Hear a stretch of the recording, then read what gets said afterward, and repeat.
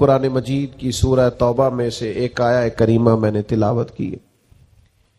اللہ تعالیٰ نے ارشاد فرمایا کہ لَقَدْ جَاءَكُمْ رَسُولٌ مِّنْ أَنفُسِكُمْ، فرمایا تحقیق تمہیں میں سے تمہارے پاس ایک رسول تشریف لائے، عزیز علیہ ما عنتم، فرمایا یہ محبوب وہ ہے کہ تمہارا مشکل میں پڑنا میرے نبی پاک پر گراں گزرتا ہے، حضور پر بھاری ہوتا ہے تمہارا مشکل میں پڑنا۔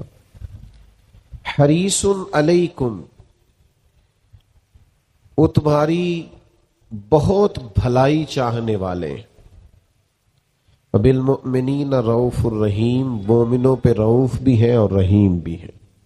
میرے عزیزو، نبی پاک علیہ السلام کی یہ شان ہے کہ امت کو کوئی تکلیف پہنچے، امت کسی آزمائش میں آئے، امت کسی تکلیف سے گزرے تو یہ چیز حضور علیہ السلام پر گراں گزرتی۔ نبی پاک صلی اللہ تعالی علیہ وسلم کو یہ بات تکلیف دیتی ہے، اس لیے کہ محبوب حریص علیکم ہے، بہت بھلائی چاہنے والے۔ بہت سارے لوگ ہماری بھلائی چاہتے ہیں، ہمارے اساتذہ، ہمارے مشائخ، ہمارے مخلص دوست، ہمارے ماں باپ، سب ہماری بھلائی چاہتے ہیں، لیکن ہماری اتنی بھلائی کوئی نہیں چاہتا جتنی مدینے والے محبوب چاہتے ہیں۔ ہمارے سب سے زیادہ خیر خواہ، ہمارا سب سے زیادہ احساس کرنے والے، ہماری تکلیف کو، ہمارے دکھ کو، ہماری پریشانی کو سب سے زیادہ سمجھنے والے اگر کوئی ہے تو وہ ہمارے نبی پاک صلی اللہ تعالی علیہ وسلم۔ حضور ہماری تکلیف کو سمجھتے ہیں اور جس جس چیز کی جس جس مقام پر ہمیں حاجت ہے، محبوب وہ چیز ہمیں عطا کرتے ہیں۔ سب سے بڑی تکلیف کسی شخص کے لیے یہ ہوتی ہے کہ وہ ہدایت کے راستے سے دور ہو، اس کی آنکھوں کے سامنے گمراہی کا پردہ آ جائے، اس کی سوچیں وسوسوں کا شکار ہوں، اس کا مزاج بے یقینی والا ہو، سوچیں ڈگمگاتی ہوں۔ یہ سب سے بڑی کسی شخص کے لیے تکلیف ہوتی ہے۔ حضرت امیر حمزہ رضی اللہ تعالیٰ عنہ نے جب دیکھا کہ نبی پاک صلی اللہ تعالی علیہ وسلم کو تکلیف دی ہے ابو جہل نے، اور حضور کے سر انور پر اس نے معاذ اللہ مارا ہے اور زخمی کر دیا ہے، جب انہیں خبر ملی تو وہ گئے اور اسی طرح جا کے ابو جہل کا سر پھوڑا، پھر حضور کی بارگاہ میں آئے اور عرض گزار ہوئے کہ اے میرے پیارے بھتیجے خوش ہو جائیے، میں نے آپ کا بدلہ لے لیا ہے اور میں نے اس کو اسی طرح سے سزا دی جو دینے کا حق تھا، خوش ہو جائیں آپ۔ تو حضور فرمانے لگے چچا میں اس طرح تو خوش نہیں ہوتا۔ تو محبوب آپ کیسے خوش ہوتے ہیں؟ فرمایا آپ کلمہ پڑھ لیجئے میں خوش ہو جاؤں گا۔ آپ دین کی طرف آئیے، آپ ہدایت کا راستہ اختیار کیجئے، آپ شریعت اسلامیہ کے اصول اور ضابطے اپنا لیجئے، میں خوش ہو جاؤں۔ کوئی شخص اگر گمراہی سے نکل آئے، ہدایت کی طرف آ جائے، یہ اس بندے کے لیے بہت بڑی نعمت ہوتی۔ اللہ کے رسول اس کے لیے بڑی کوشش کرتے، بازاروں میں جاتے، منڈیوں میں جاتے، طائف میں تشریف لے گئے، سرداروں کی ٹولیوں میں جا کر پیغام دین دیتے، حضور کو کسی کے گھر جانا پڑتا تو تشریف لے جاتے، لیکن چاہت یہ تھی کہ لوگ صاحب ایمان ہو جائیں۔ ایک نوجوان لڑکا حضور کی خدمت میں آیا کرتا تھا، محبت کرتا تھا وہ ایک یہودی کا بیٹا، جب بیمار ہو گیا تو نبی پاک تیمارداری کے لیے تشریف لے گئے، وہ خوش ہو گئے، غریب لوگ تھے۔ یہ تو کرم بالائے کرم ہو گیا کہ محبوب آ گئے۔ جب اس بچے کی آنکھوں میں محبوب نے اپنے لیے پیار دیکھا تو پتہ ہے سرکار نے مطالبہ کیا کیا؟ حضور نے فرمایا کلمہ پڑھ جا، مسلمان ہو جا۔ اس لیے کہ کسی شخص کے لیے سب سے اعلیٰ تحفہ، محبت کرنے والے کے لیے حضور یہ سمجھتے تھے کہ وہ مسلمان ہو جائے، وہ دین کی طرف آ جائے، وہ راہ سنت کو اختیار کرے، وہ شریعت کا راستہ اختیار کرے۔ یہ سب سے بڑی چاہت ہے حضور کی۔ اس نوجوان نے کلمہ پڑھ لیا، پہلے اپنے والد کی طرف دیکھا، والد کہنے لگے بیٹا جیسے محبوب فرماتے کر لے، پھر وہ مسلمان ہوا، اور مسلمان ہوا تو روح پرواز کر گئی، اب محبوب جب اس کے کمرے سے باہر آئے تو پتہ کیا فرمایا؟ حضور فرمانے لگے اللہ کا شکر ہے جس نے میری وجہ سے اسے دوزخ کی آگ سے بچا لیا۔ تو ایمان امتی لے آئیں، امتی سچ بولنے لگ جائیں، غلام رزق حلال والے ہو جائیں، ان کے مزاج، ان کے اخلاق، ان کے رویے، ان کے لہجے ٹھیک ہو جائیں، ان کا طرز زندگی سنور جائے، اخلاقی بلندیوں کی طرف یہ لوگ مائل ہو جائیں، یہ حضور کی سب سے بڑی چاہت۔ اللہ کے حبیب صلی اللہ تعالی علیہ وسلم آسان شریعت۔ بعض لوگوں کو نا ناراض نہ ہوئیے گا، ان کو نا نیکی کا بخار بھی چڑھ جاتا ہے معاذ اللہ، وہ ذرا ذرا سی باتوں پہ ناپتے تولتے پھرتے ہیں، اس نے یہ کیوں نہیں کیا، اس نے یہ کیوں نہیں کیا، یہ بیٹھا کیوں نہیں ڈھب سے، کھڑا کیوں نہیں ہوا ڈھب سے، یہ دیکھیں یہ فلاں کام اس نے۔ بعض مستحبات پر بھی اتنا زور دیتے ہیں، اتنا زور دیتے ہیں۔ وہ خدا کے بندو، جب نبی پاک علیہ السلام نے کچھ چیزوں میں گنجائش دی ہے، جب سرکار نے بعض چیزوں میں امت کے لیے آسانی کی ہے، اور یہ حضور کے سینے کا درد ہے، یہ عزیز علیہ ما عنتم کی تفسیر ہے، تو پھر آپ بے جا سختی، بلا وجہ کی سختی، جو سختی شریعت میں نہیں ہے وہ سختی آپ کر رہے ہیں، اور اس کا نتیجہ ٹھیک نہیں نکلتا۔ بعض لوگ اتنا مشکل دین بیان کرتے ہیں، اتنا مشکل کہ وہ لوگ سمجھتے ہیں کہ یہ تو میرے بس کی بات ہی نہیں۔ یعنی میں نے بعض لوگوں کو دیکھا ہے کہ وہ ولی کی شان بھی اس طرح بیان کرتے ہیں کہ بس یہ ولی کر سکتا ہے، اس کے علاوہ کوئی نہیں کر سکتا، تو لوگ سمجھتے ہیں بھئی یہ تو بڑا مشکل کام ہے، کوئی داتا صاحب ہوگا تو یہ کام کرے گا، کوئی خواجہ معین الدین ہی ہوں گے تو یہ کام کریں گے۔ وہ خدا کے بندو، وہی قرآن خواجہ صاحب پڑھتے ہیں، وہی آپ پڑھتے ہیں، وہی داتا صاحب پڑھتے ہیں، وہی آپ پڑھتے ہیں۔ نبوت کا دروازہ بند ہے، ولی تو قیامت تک ہو سکتے ہیں۔ تو ہم کیا کرتے ہیں کہ بعض چیزیں اتنی مشکل کر کے بیان کرتے ہیں، اور پھر ہمارے ہاں چونکہ کرامتوں کا بھی ایک سلسلہ چلتا ہے تو وہ ایسی انوکھی انوکھی کر کے بیان کی جاتی ہیں کہ وہ ماوراء العقل چیزیں چلی جاتی۔ تو شریعت کا وہ خاص حسن جو آسانی والا ہے، جس کا مطلب یہ ہے کہ اس پر عمل کیا جا سکتا ہے۔ ہاں، ہر چیز میں رخصت کو تلاش نہ کریں، آپ ہر چیز کو مشکل اپنی طرف سے نہ بنا دیں، لیکن یہ کہ وہ والا دین کا پہلو بیان نہ کریں۔ نبی پاک علیہ السلام جو دین لے کے آئے وہ تو قابل عمل ہے، وہ تو آسان ہے، وہ تو پیار والا ہے، اس کے تو انسان قریب چلا جاتا ہے، وہ تو جاذبیت والا ہے، اس کو تو جیسے جیسے بندہ پڑھتا جاتا ہے اسے لگتا ہے یہ تو پیارا ہی بڑا ہے، یہ تو دین حسین ہی بڑا ہے۔ جیسے جیسے شریعت اسلامیہ کو انسان دیکھتا جاتا ہے، غور کرتا ہے، مطالعہ کرتا ہے، علم پاتا ہے، اسے احساس ہوتا جاتا ہے کہ یہ تو بڑا خوبصورت ہے، بڑا میٹھا ہے، بڑا قابل عمل ہے۔ ایک امام صاحب نا نماز پڑھاتے تھے لوگوں کو، یہ بخاری مسلم میں حدیث موجود ہے، نماز پڑھاتے تھے، لیکن بہت لمبی نماز پڑھاتے، بہت لمبی۔ اب کچھ بیچارے ایسے لوگ بھی ان کے پیچھے کھڑے ہوتے جو سارا دن اونٹ چراتے رہے، محنت مزدوری کرتے رہے، لیکن بہت لمبی نماز پڑھاتے۔ تو لوگوں نے آ کے شکایت کی۔ آپ نے بات کو سمجھنا ہے۔ آج تو لوگ طلباء پر پابندی لگا دیتے ہیں نا کہ پورا قرآن مجید پڑھنا، میری دکان پہ قرآن پڑھنے آئے ہو، ایصال ثواب کے لیے پڑھنے آئے ہو تو سارا پڑھ کے اٹھنا۔ تو وہ بہت لمبی نماز پڑھاتے تھے۔ نبی پاک علیہ السلام کے حضور شکایت عرض کی گئی کہ یا رسول اللہ، ہم مزدور لوگ ہیں اور مزدوری کر کے آتے ہیں، اور یہ اتنی لمبی نماز پڑھاتے ہیں کہ وجود تھکتا ہے۔ نبی کریم علیہ السلام نے انہیں بلایا، اور صحیح حدیث میں موجود ہے کہ حضور ناراض ہوئے، اور ان لفظوں کے ساتھ ناراض ہوئے، فرمایا میں لوگوں کو دین کے قریب کرتا ہوں تو دور کرتا ہے۔ یعنی وہ پڑھا تو نماز ہی رہے تھے نا، سنا تو قرآن ہی رہے تھے نا، لیکن ہمارے ہاں بعض لوگوں نے دین اس طرح بیان کیا ہے، اور بعض لوگوں نے اس کا درزیادہ بعض مستحبات میں شدت کی ہے کہ لوگ پریشان ہو جاتے۔ تو حضور چاہتے ہیں کہ دین آسان، اس پر لوگ عمل کر سکیں، اگرچہ یہ حضور ہی کا اختیار ہے، آج ہمارا نہیں۔ لیکن آپ کبھی غور کریں نا، ایک شخص نے آ کے کہا تھا یا رسول اللہ میں 2 ہی نمازیں پڑھوں گا، اگر آپ کہتے ہیں تو میں کلمہ پڑھ لوں، اگرچہ اختیار یہ صرف حضور کا ہے، یہ چھٹی آج نہیں کوئی دے سکتا۔ हुजूर मैं 2 ही पढ़ूंगा। तो मेरे करीम फरमाने लगे तू 2 ही पढ़ना, कलमा तो पढ़ना, आ तो सही ना, कबूल तो करना। शारीन हदीस ने लिखा है ये जिसने कहा था ना 2 पढ़ूंगा, फिर बाद में ये तहज्जुद भी पढ़ा करता था। लेकिन इसको आने तो देना, इसको पहुंचने तो देना, करीब तो आने दे। लेकिन मिजाजों की शिद्दत, वो बाज़-औक़ात लोग हमें भी कहते हैं पीर साहब वो तुसी फलाने मरीद नु कहो ना ठीक हो जाए फटाफट, ये भी करे वो भी करे। सब हो सकता है, आते ही कहा जा सकता है कि आप मेरी तरह की बहुत बड़ी पगड़ी रख लें, जुब्बा पहन लें, सारे काम हो सकते हैं। लेकिन मेरा ये ख्याल है कि धीरे धीरे आएगा ना तो जरा सोच समझ के आएगा और पक्का होके आएगा।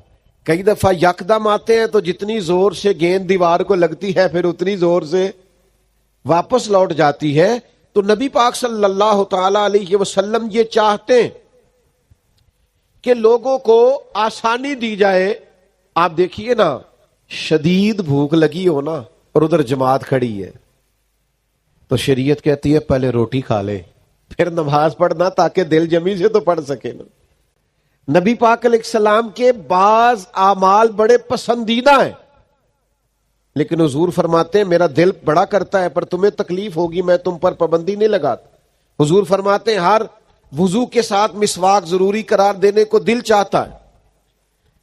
मेरा दिल चाहता है कि मैं इशा की नमाज देर तक मुअख्खर करने का लोगों से कहूं कि रात के आखिरी हिस्से में जाके पढ़े, लेकिन लोगों को दिक्कत होगी, मैं ये नहीं करता।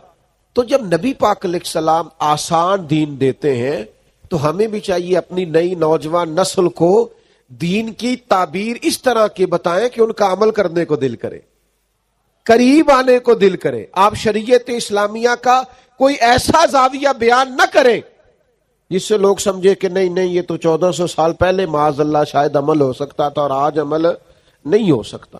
तीसरा पहलू, नबी करीम सल्लल्लाहु ताला अलैहि वसल्लम के सीने में ना लोगों का गम, दुनियावी गम भी है, ईमान और हिदायत का गम भी हुजूर ने पाला है। शरीयत आसान हो ये भी नबी पाक का गम है सीने का, और ये भी हुजूर का गम है कि लोगों के दुनियावी मसाइल भी ठीक हो। तो याद रखिएगा और इसको समझ लीजिएगा बात को कि नबी पाक सल्लल्लाहु ताला अलैहि वसल्लम आम मामलात के अंदर भी, आम मामलात में देखिए हुजूर लोगों को मक्का मुकरमा से मदीना तैयबा लेके आए तो हुजूर से बढ़कर कोई तवक्कुल का सबक देने वाला नहीं है और सहाबा से बढ़कर कोई साबर भी नहीं, तवक्कुल करने वाला भी नहीं।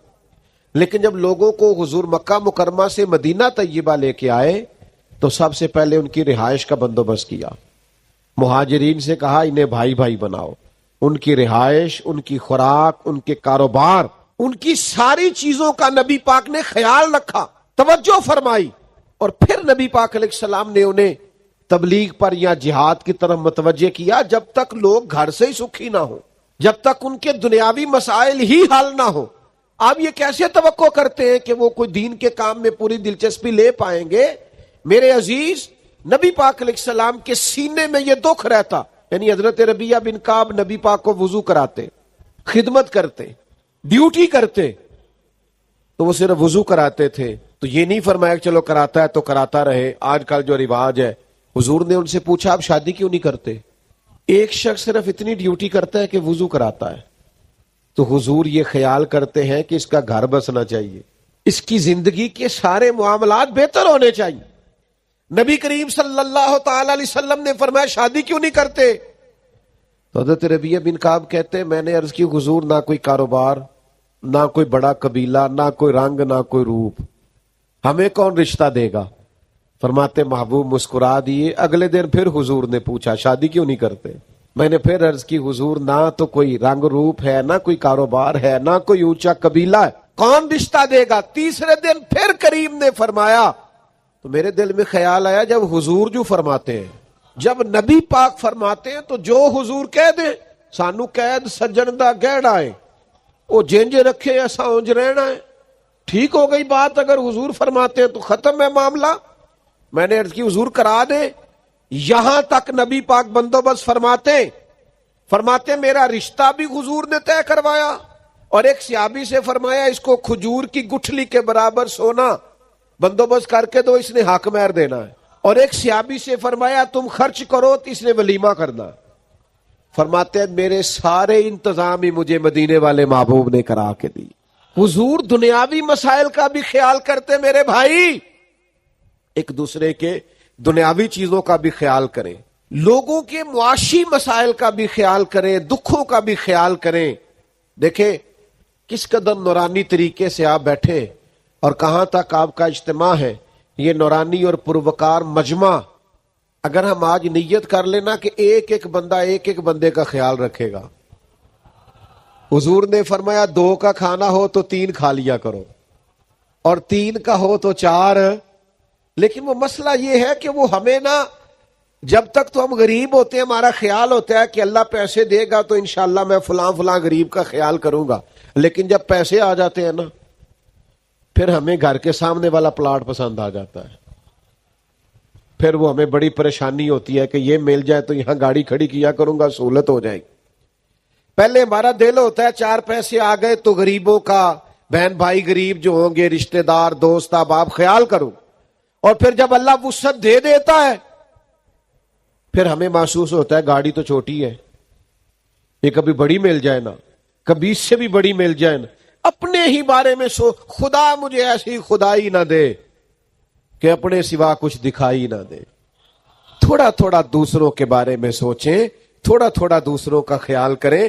نبی رحمت صلی اللہ تعالی علیہ وآلہ وسلم کا یہ طریقہ مبارکہ تھا کہ حضور علیہ الصلوۃ والسلام لوگوں کی دنیاوی معاملات میں بھی توجہ فرماتے، غور کرتے. آپ دیکھیے نا، بڑی مشہور روایت ہے، حضرت سلمان فارسی رضی اللہ تعالی عنہ جب ان کو رہائی دلوانی تھی ان کے آقا سے، تو حضور نے سارے بندوبست کر کے دیے.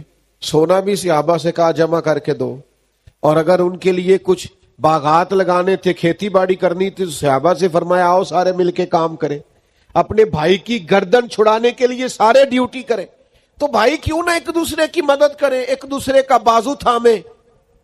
پر ایک بات ضرور ذہن میں رکھنی ہے، کسی سے تعاون کرنا ہے محض اللہ کی رضا کے لیے، لوگوں کو غلام بنانے کے لیے نہیں، گردنیں جھکانے کے لیے نہیں، یہ کہنے کے لیے نہیں کہ ایکڑا نہ نیکی کر دینے. بھائی نہ نیکی کہ آپ کا پوسٹر چھپوا دیں، 2-4 بڑے بڑے فلیکس شہر میں لگوا دیں کہ صاحب نے ہمارے ساتھ بڑی نیکی کی ہے. آپ اللہ کی رضا کے لیے کریں اور پھر بھول جائیں. یہ نبی پاک صلی اللہ تعالی علیہ وسلم کا ایک بہت بڑا اللہ کے حبیب کے سینے کا درد ہے.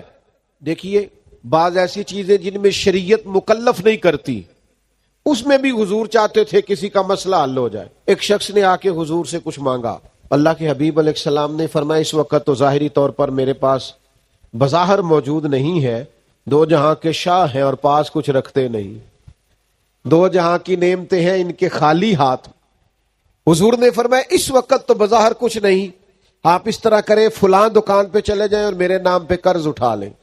ہم تو اندر پڑے ہوئے ہوتے ہیں نا، ڈھیر لگے ہوئے ہوتے ہیں، پھر بھی نہیں دیتے. اور یہاں کریم نے فرمایا قرض لے لے میرے نام پر. حضرت عمر رضی اللہ تعالیٰ عنہ کھڑے تھے اور انہوں نے حضور سے شریعت کا یہ قاعدہ ضابطہ سنا ہوا تھا کہ آپ کے پاس ہے تو دے دے، نہیں ہے تو معذرت کر لے. حضرت عمر عرض گزار ہوئے کہ یا رسول اللہ صلی اللہ تعالی علیہ وسلم، اللہ کا دین تو ہمیں اس کا پابند نہیں کرتا کہ قرض اٹھا کے اللہ کی راہ میں دیا جائے. حضرت عمر مسئلہ دریافت کر رہے اور حضور کی سکھائی ہوئی بات عرض کر رہے کہ یا رسول اللہ قانون ویسے یہ نہیں کہ آپ کے پاس ہے تو دے دے، نہیں ہے تو معذرت کر لے. تو حضور نے حضرت عمر کا اس موقع پر یہ بات کرنا پسند نہیں فرمایا. حضرت بلال عرض گزار ہوئے یا رسول اللہ آپ بانٹیے، عرش کا مالک بڑا ہی عطا کرنے والا ہے. حضور خوش ہو گئے، چہرہ مبارک اور زیادہ جگمگا اٹھا. کریم فرمانے لگے قرض لے لو میرے نام پر. یعنی قرض اٹھا کر بھی اگر کسی کی مدد کی جا سکتی ہے، اس کی ضرورت پوری کی جا سکتی ہے تو نبی کریم کرتے تھے. لیکن ہمارے یہاں تو اندر سرمایہ پڑا رہتا ہے، ہم تو سارا کچھ پاس ہوتا ہے اور ہمارے اڑوس پڑوس میں لوگ بھوکے ہوتے ہیں. ہمارے گھر میں بہترین کھانا پکا ہوتا ہے، 10,000 کا فاسٹ فوڈ، پھر بھی دروازے پہ لیے ایک شخص کھڑا ہوتا ہے. لیکن اسی گھر کے کونے کے اندر کچھ ایسے لوگ بھی ہوتے ہیں جنہوں نے شام اچار سے کھائی ہوتی ہے، لیکن ہمیں وہ نظر ہی نہیں آتے، دکھائی نہیں دیتے، توجہ ہی نہیں کرتے، ذہن ہی نہیں بنتا. میرے محبوب کا میلاد منانے کے لیے اتنی بڑی تعداد میں جمع ہونے والے حضور کے غلاموں، یار تھوڑا تھوڑا احساس ایک دوسرے کا پیدا کریں. دکھ بڑے بڑھ گئے ہیں، تکلیفیں بڑی بڑھ گئی ہیں. یہ سیلاب آیا ہے، غریبوں کی غریبی میں اور اضافہ ہو جائے گا. کسان جنہوں نے محنت کر کے فصلیں بوئی تھیں، نتیجے کا وقت آیا ہے تو وہاں پانی آ کھڑا ہوا ہے. جن کا سارا گزارا جانوروں پہ ہوتا تھا، ان کے جانور بہہ گئے. انہوں نے اپنی آنکھوں سے بہتے ہوئے دیکھے، اور کچے میرے مکان کی دیوار کیا گری، لوگوں نے میرے صحن میں رستے بنا لیے. حالات اور ہو گئے، آزمائش بڑھ گئی، دکھ بڑھ گئے، تکلیفیں بڑھ گئی. تھوڑی دیر خبریں چلیں گی، تھوڑی دیر تبصرے ہوں گے، تھوڑی دیر غور کیا جائے گا کہ آخر پانی کیوں آیا.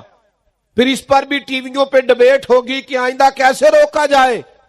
لیکن وہ جو بچے لے کے سڑک پہ آ گئے، ان کو کل کو وہ سارا کچھ خود سے کرنا ہے. ان کی آزمائش بڑھ گئی.